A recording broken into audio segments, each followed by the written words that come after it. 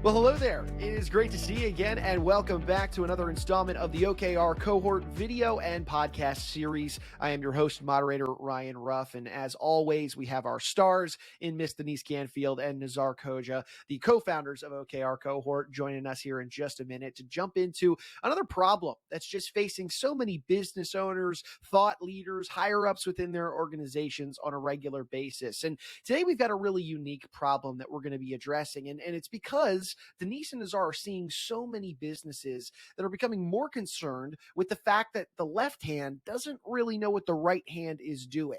So today we're going to dive into this problem specifically. Denise and Nizar have prepared some strategies and solutions that we'll be unpacking on not just how a business owner or thought leader could sidestep this issue, but move right through it and address it with certainty. So with that being said, let's go ahead and bring Denise and Nizar on to get right into today's discussion. Denise and Nizar, it is great to see you. How you doing this morning? We are doing great. Great, Ryan. Nice to see you. Yeah, it's great. Always good to be with you guys. And today we're talking about a really prevalent problem these days. This idea of the left hand not knowing what the right hand is doing. That alignment really within an organization. Nizar, let me toss it over to you. Why don't you frame it up for us here? Get us into this problem. What is this big problem that you're seeing? Like you said, Ryan, work is happening across different parts of the organization, but right hand doesn't know what the left hand is doing. Different parts of the organization are reliant on other parts to get things done, but they don't have visibility to whether they has been prioritized. Disconnects are happening because the teams are focused on delivering the work without understanding the purpose. Denise, would you like to share further? Nizar, I think you nailed it, first of all. So thank you for that. I think I would just add that this happens at organizations of all sizes, right?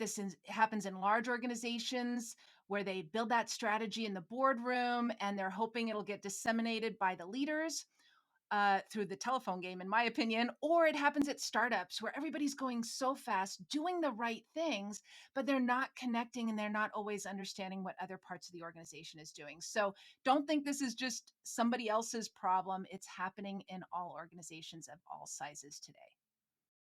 Well, guys, this is a really interesting point, and we're going to unpack this a little further. That idea of left hand not knowing what right hand's doing. Let's get into the why here. Nizar, why would you say this is such a problem in the first place? There is an organization wide disconnect on purpose and strategic priorities. Strategies are made at the top of the house, but sometimes it isn't translated well to do the overall organization. Usually, set the senior leaders uh, in the boardroom, right? So these strategies are always been set across the senior leaders at the boardroom, but relying on those leaders to share, right? So we are all relying on them to share something. Unfortunately, it becomes the old telephone game, like Denise mentioned, right? Where they share what they remember instead of the full picture. We are always seeing the gaps on understanding what is important for the organization to focus on and who is supposed to be supporting those strategic priorities. When they aren't clear, there is a risk of having similar work happening in different parts of the organization. People are not able to understand who really owns the work, and that creates frustration and creates burnout among employees. Denise, you have talked about other issues. What would you add? Nizar, I think you covered most of the things I usually add on top of this. The one thing I'm noticing that we haven't talked about yet is that the business isn't delivering the right things, right? Customers aren't getting what they need. And so they are frustrated. The business isn't growing at the size that it would like to. So if you think about it, we can even take it deeper and look at the impact this problem has, or the bigger impact this problem has on the business. So your organizations are going to suffer more due to high market demands to be innovative and fulfill customer needs faster. And in fact, we're going slower. We think we're faster, we're agile, but the reality is things have slowed down because we're delivering the wrong things. And so over time, customers might get something that they want 1 month, but then it's 9 months later before they get the next thing they want. Lots of products being delivered in that 9 months, but it's not something that adds value to our customers. And if we're not adding value to our customers, well, that has a lack of growth for our shareholders, right? Our shareholders are looking for us quarter over quarter to be growing and to be delivering value. And when we don't do that every quarter, they start to lose confidence and they don't want to invest in us. Now, if our shareholders aren't confident and our customers are unhappy, all of a sudden what we're noticing is we're losing credibility in the market. So we're having problems with our existing customers, but it's harder to get new customers. So those are some of the big things that and the impact that I see it having on the business. Nizar, are there other ways that you're seeing this impact? The key impacts that I think of first is operations, right? Inefficiency by having a duplication of work leads to employee disengagement and ultimately results in employee leaving the organization. We did talk about the great resignation in our previous podcast. Just to mention, we don't want to go further on that.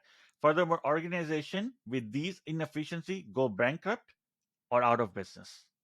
Yeah, I mean, you guys framed that up beautifully. I mean, that ripple effect of left hand not knowing what right hand can do. I mean, all these different impacts that they can leave on an organization. I mean, the loss of credibility, you named it beautifully there, Denise. But let's, we framed up the issue. We've talked about how brutal it can get if you let this fester. So let's give our audience a little bit of hope here. How much could life be better? And if an organization could just solve this issue and just get the left hand and the right hand on the same page together, what would be that outcome? What would that look like? Ryan, yes, this problem can be solved. And when it is, you see. Everyone clearly understands strategic priorities, transparent alignment on work done by different groups and teams, full elimination of duplication of efforts. Denise, what else happens when you solve this? Well, great points, Nizar. I think solving this also ensures that your existing customers have a high level of satisfaction with top tier products and services. You're getting new customers, right? You're growing your customer base. They're sticking with you because they're happy. And on top of that, your employees, your leaders, and your shareholders are thriving on a day to day basis. They want to be working with you. They're excited to be there. And they're looking forward to the next thing that you're going to deliver, which is absolutely tied to your strategy.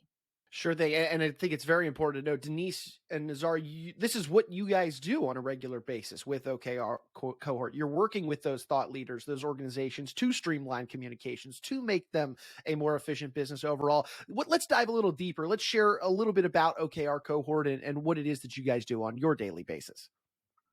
Thanks, Ryan. We are pragmatic thought leaders in the domain of OKR as one of key framework to support outcome-focused organizational environment.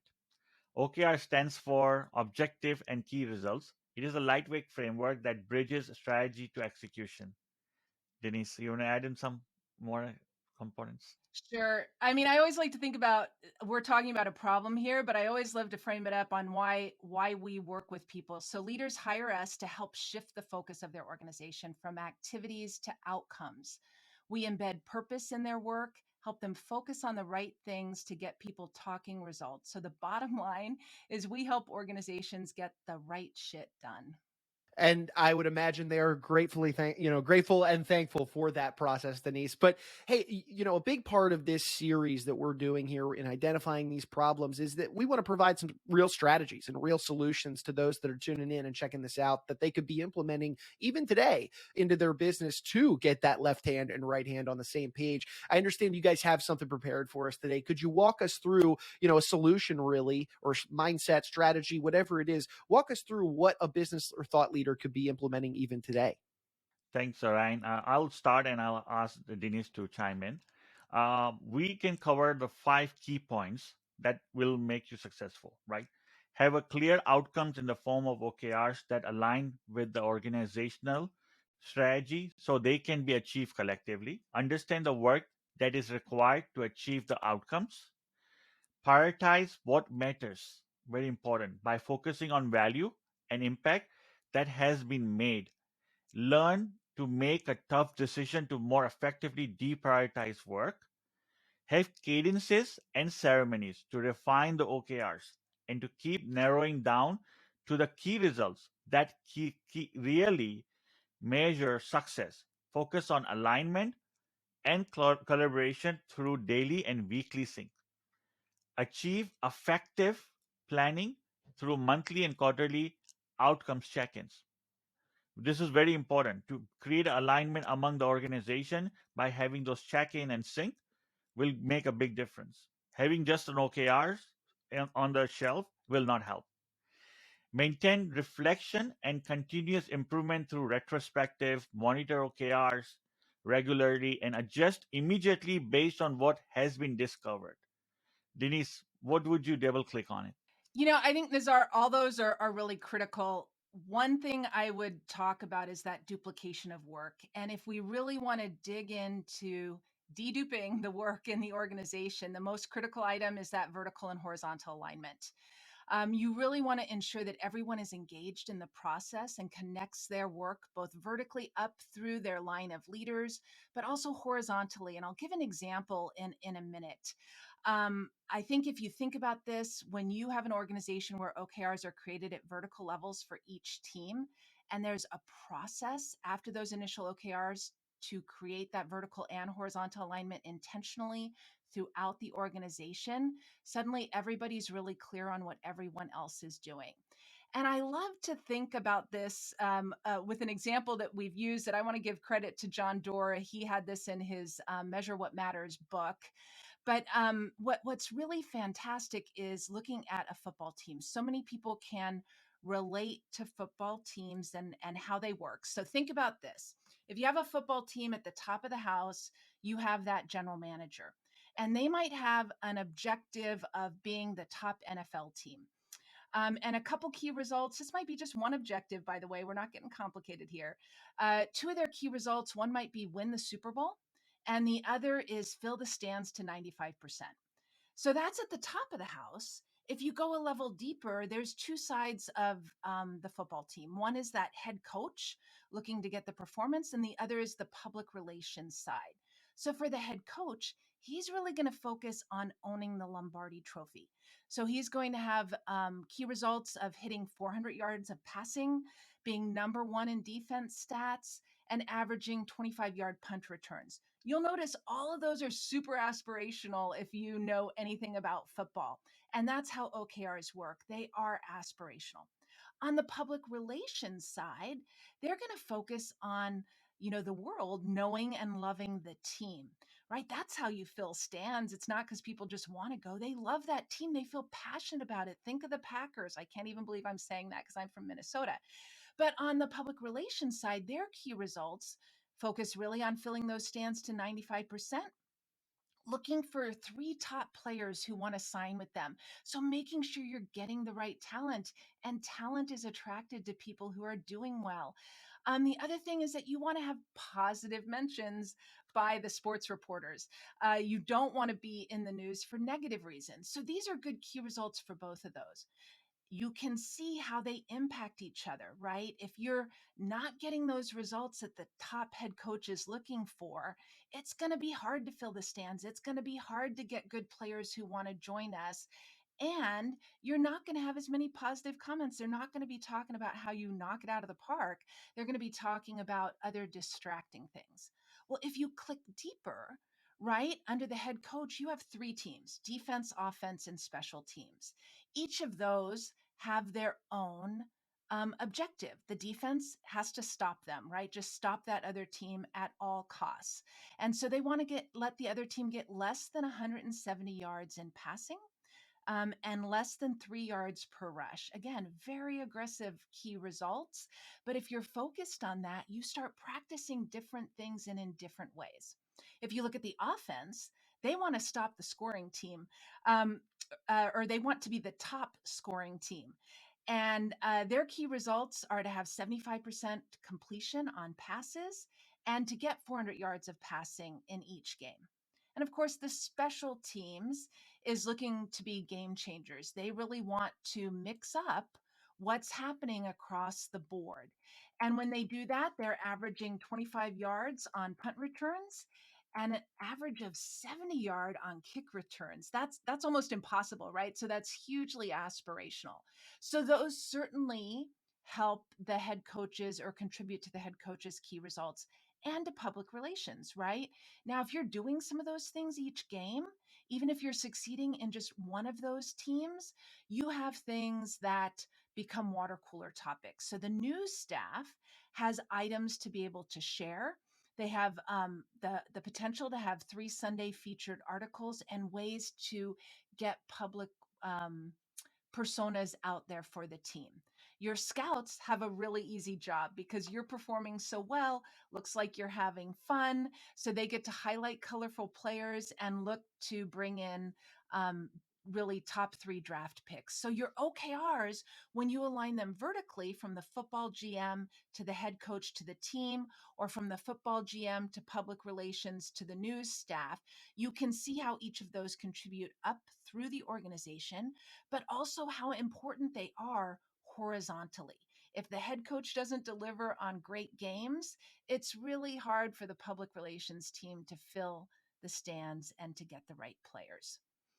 So, thoughts on that, Ryan and Nizar? I know I talked a lot, so I'm just going to pause there. No, it's great to see of that visual representation of that horizontal and vertical alignment, really addressing that issue of left hand not knowing what the right hand is doing. Nizar, any other thoughts on your end, just in terms of that specific example, or really just the importance of getting them both aligned? No, the alignments are very key, right? So the organization that we are working at this moment also, the question that we asked, like when we talked about OKR, OKR needs to be more alive. You keep it alive. In order to keep it alive, you need to align with different part of the organization, vertically, as like Denise mentioned, and the horizontally as well. I just remember it's that last night Warrior won the game. There's a fourth title for them in the NBA, and that remind me that organization is also more of focus on the outcomes. They were 2 years down the road, they said they are done, they are no longer going to be winning, but what we saw yesterday, it proved it. That's what is the really outcome focus. They are simply doing that. Yeah, that's a great example there, Nazar. And Denise, for those that are looking at this example of the football team, obviously that's a broken down version of the OKRs, but they're meant to be these aspirational, objectives.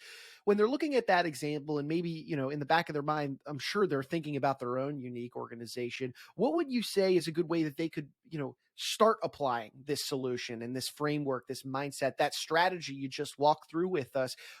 How could they start implementing this for their own business? Oh, I think it's really a great question, Ryan. And I think, here's the reality. Organizations have an opportunity to make a choice. They can keep going with what they're doing, have duplication of work, disengagement problems, issues with customers and shareholders, or do they want to make a change and streamline things, deliver value to customers, and grow? And if they want to do that, they can, of course, go to our website and schedule a free consultation with Nizar or I, or they can just reach out via LinkedIn or any other mechanism. But the best way is to go to the website and schedule a free consultation with us, and get some time to talk about what's happening in your organization. Let's figure out your specific place where you're at, because OKR is a framework, and so we can help you determine how to use this in the best way so that the framework is serving you. You're not serving a framework. Nazar and Denise, this is something, we mentioned this earlier, but this is something that you guys are doing on a regular basis with your clients, working with them to streamline that vertical and horizontal alignment. Do you have any examples of maybe a client or anybody that you've worked with that you've done this very thing, to help that left hand and right hand become, more synchronized? Ryan, most recently we worked with one of the startup company that support the creation and improvement of the open source software and open protocols for decentralized data storage and retrieval networks. They are growing and will double their employees this year. Additionally, they have work that aligns across organization, and in the decentralized web community, alignment is critical in their world. they can't afford duplication. What we did actually with them is we had an offsite where we spent time to create the OKRs. Each teams share their OKRs, then offline map their top level with the top level organizational OKRs, then work with the external companies to align with the dependencies that they have among the organization that they are working with, and then leverage them every day and see a decrease in duplication more regularly by applying some cadences and ceremonies which connects them and align regularly in the organization. Denise, you want to add something? No, I think you covered that perfectly, Nizar, because it is just one case study that we've done. The other thing I've noticed that I love about when we have good alignment with OKRs is we can enable our leaders even better, right? I'm finding that I'm sharing each week little celebrations in another company based on that alignment, that the leader can reach out and say nice job to people. So it's really impacting the culture because we have that culture of celebration and learning. So look, I think regardless of the size of your organization, if you want clear visibility on the work that's happening and being able to dedupe, schedule time with us and we'll dive into your needs so that we can help you get started on creating outcome focused and getting that full alignment vertically and horizontally in how you work. Well, fantastic. Well, Denise and Nizar, you guys are busy. You've got a company to run. We'll let you go get back to that, but I appreciate you carving some time out with us this morning to identify this issue of left hand not knowing what right hand is doing. We see it happening in so many companies across our country and even the world today, and this is what you and your team are working on with so many organizations to streamline that communication. I appreciate you sharing some of those lessons with us, and great football example in there. I myself, as a football fan, loved it. But no, great to see that, and looking forward to jumping back on you guys with the next video. Thank you. Thanks so much, Ryan. And as always, we want to say thank you to our audience for jumping aboard, being a part of the show today. If you liked what you saw, maybe you took anything away from the conversation today, feel free to subscribe to the platform of your choosing, and then of course share this information with any friends, family, business owners that you think might benefit from these types of discussions. So for Denise, for Nizar, I'm Ryan. We're going to go ahead and say so long, but we appreciate you being with us today on OKR Cohort's video and podcast series.